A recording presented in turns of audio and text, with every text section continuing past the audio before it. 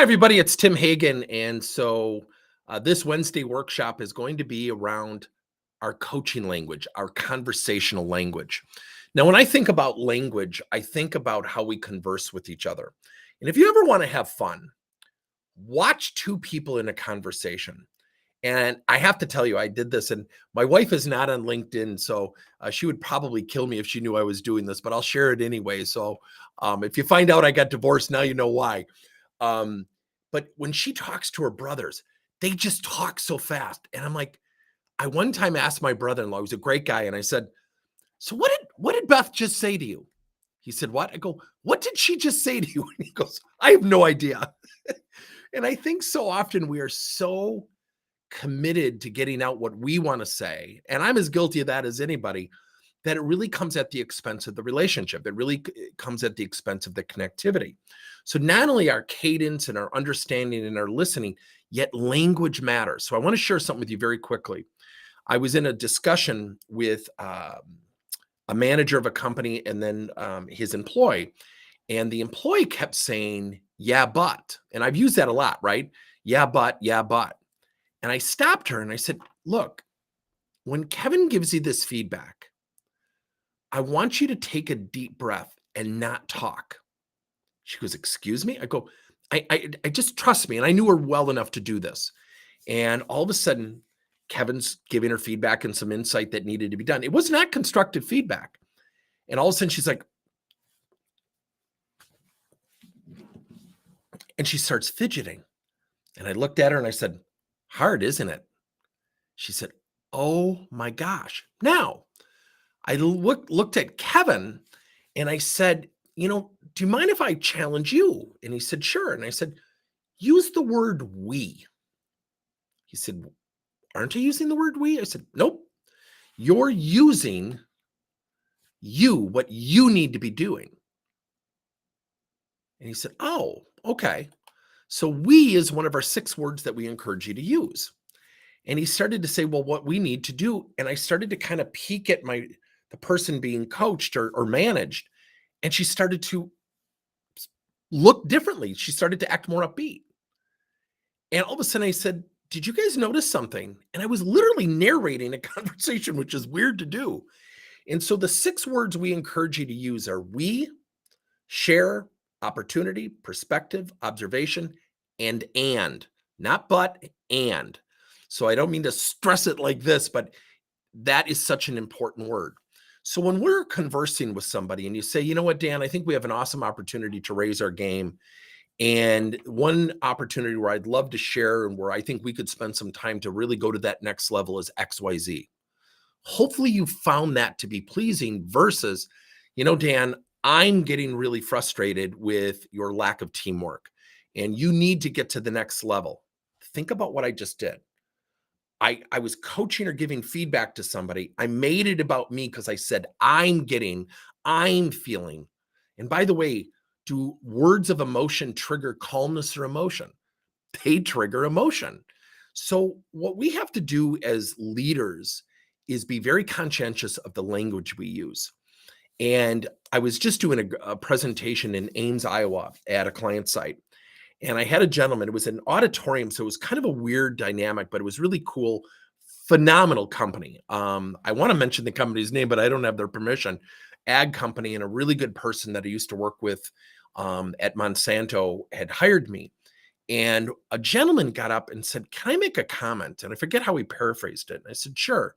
He said, "You did that so positively," because someone had asked about how do you confront tough issues. And he said, "I don't know if I could do that." And I said, "The reason I do it is I just practice this stuff." I said, "If you looked at my college transcripts, you wouldn't be impressed." And everyone starts laughing. And I said, language really matters. I said, think about the words that we just discussed. We, most people aren't knocking on your door saying, "I need some uncomfortable change and challenge. I'm stagnant. And by the way, I'm really got kind of a negative attitude." People won't do that. People won't seek change on their own. People won't look in the mirror on their own. And when we use words like "what you need to do" versus "what if we have to realize our language creates a reaction. So if we are going to do something, someone might be willing to pursue that change because someone's going with me. Share is a friendly way to disseminate information. Would you mind if I shared with you where we have an opportunity to be a little bit more collaborative together versus I'm getting frustrated by our lack of collaboration? See, often our language, we lead with what's not working, and then we put an emotional blanket on it. We're not working effectively together, and I'm getting frustrated. That is a wicked combination. It incites a reaction. Now, the opportunity is where someone can improve, and we call this the WIFT. The WIFT is the what's in it for them, and that will accelerate your coaching success. So let's take an example of someone who's not pulling their weight as a teammate. Remember, the goal of feedback is never to give feedback. The goal of feedback is to give it so someone receives it well and strategically utilizes it. So what's really interesting is when you give that feedback, how somebody reacts. The WIFT is what's in it for them. Now, I've talked about this before. Let's say I'm going to approach someone about being a more proactive, positive teammate. And let's just say, that you need to, you want to address this with this person, but yet for whatever reason, they want to get promoted. One of their goals is to go to the next level. Let's just make that hypothetical. If I approach somebody and say, Tom, I think we have an awesome opportunity to position you to go to that next level that you've talked about. And in regard to that, I think about being a great teammate. I'd love to hear from you. Where do you feel like you have strengths in that area? And where do you feel like you have opportunities to raise your game? And where do you think we have an opportunity to accelerate that together? Now, hopefully you found that pleasing. The flip side is, what if and think about bosses, think about hopefully not current bosses, hopefully past bosses, but think about bosses who would normally say, you're never going to get to that level if you keep acting like this. Sound familiar? So what's so interesting to me is that our language is so critical, and the way we speak to each other is so critical because language creates a reaction. So if I look at someone and say, why would you do it that way versus what were your thoughts when you did it that way? And I smile, I'll create a different reaction. So not only does our body language and the way our demeanor and our presence need to support our language, we need to be conscientious of our language. So when you're coaching somebody, and I love to share this because we just ran a program with a company called the Everyday Coach, where we teach everyday employees how to coach each other. We start with language.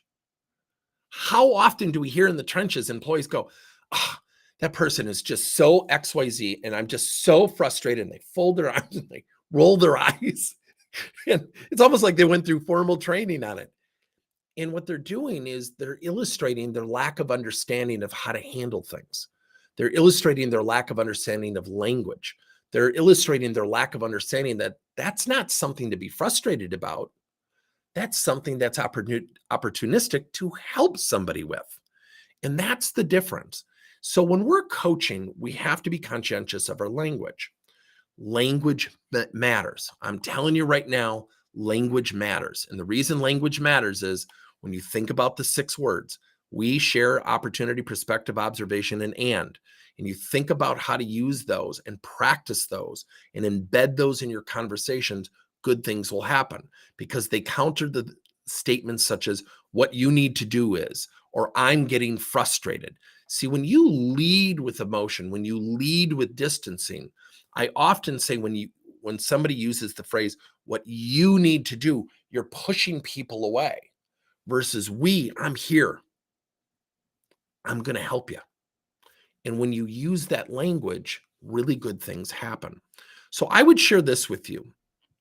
When we're coaching people, when we're invested in people, I'm going to make a crass comment. And I just wrote an article. Maybe I'll put it into the chat.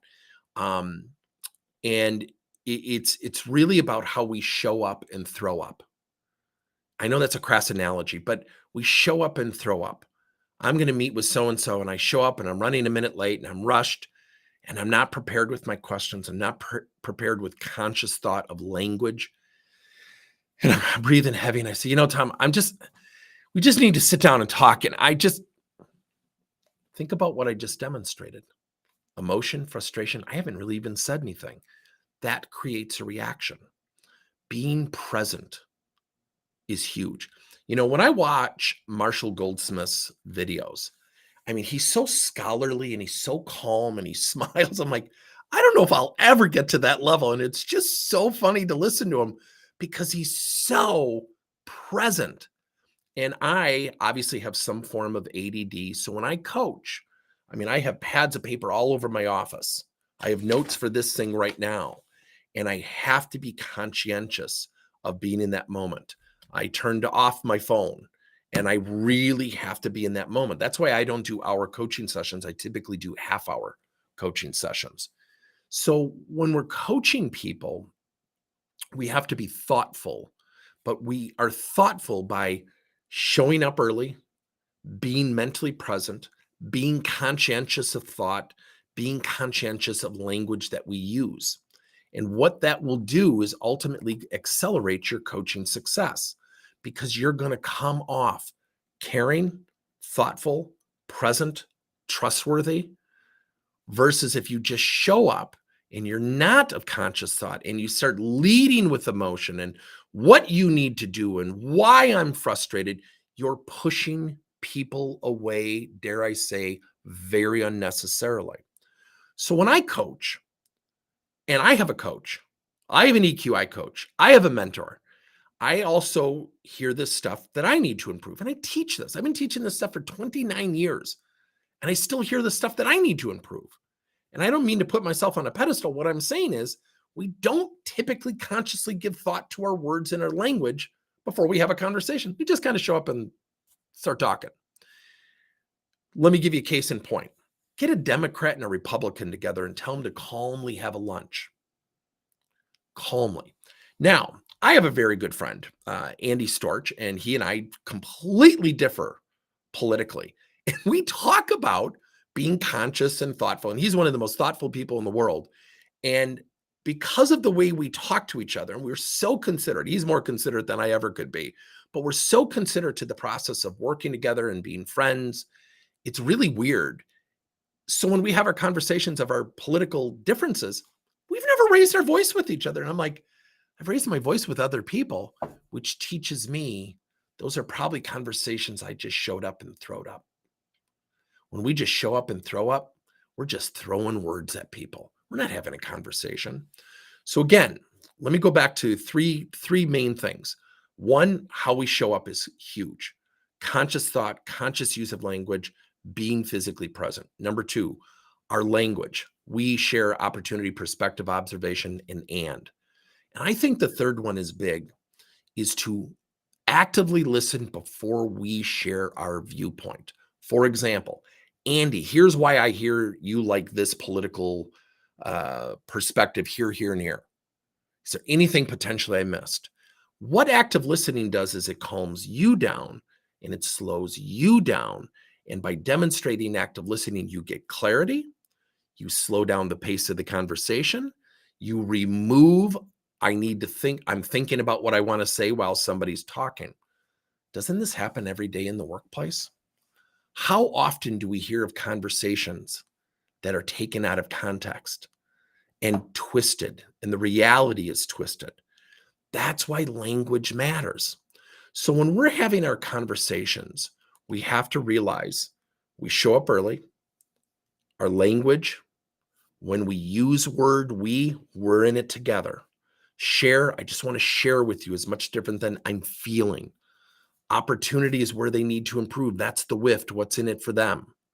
I think where we have an opportunity to raise our game as teammates is much different than I'm getting frustrated by your lack of teamwork. That's the other thing I should point out. We tend to lead with what's not happening. If somebody is not energized, we don't talk about what we need to do to get energized. We talk about, you're really lacking energy. We tend to pinpoint what they're currently doing and why it's bad or wrong. And that creates a reaction. So as good coaches, we have to show up. We have to be present. And again, it's weird. It's really weird to say this because socially we'll probably never do this, is to show up with conscious thought around the words we use. Those 6 words, when people use them, make a huge difference. So going back to my presentation in Ames, Iowa, when that gentleman said that, I looked at him and I said, would you mind if I, just shared with you that I really appreciate you acknowledging that? And he said, oh, sure. And he didn't think it was a big deal. And I said, the reason being is I do this so much. Sometimes I wonder if I'm even practicing what I preach. And he said, no, he said, I hear you. And he goes, I don't do that. And he said, and when you made the comment about feedback, the goal of feedback isn't just to give it. It's to give it so someone receives it well and strategically utilizes it. Often we give feedback. Why? We just give feedback to unload it because either we're frustrated or they need to know something. Yet if we're conscious in thought around, I want to give it so he receives it, so she receives it well, and I want to position them so they can strategically utilize it, what does that thought do? It alters how you approach and coach. It alters the language you're going to use. It's going to alter the way you are present mentally and physically to approach that person and to give them that perspective. Now it's July 4th week. I am going to keep this one short. So before you log off, I'm going to put a link in here today. If you want to learn about our program, Everyday Coach, I'm going to put words in there called the Everyday Coach. I would love to have you put a yes if you'd like some information on that program. I am a firm believer, everybody. We need to teach everybody the language of coaching, the language of feedback, the language of accepting feedback, how to seek feedback, how to accept coaching. If we build the masses to understand this stuff, our teams and our workplace cultures will dramatically improve. So put a yes in there if you're interested, and we'll get back to you. Talk to you soon. Hope everybody had a great 4th of July.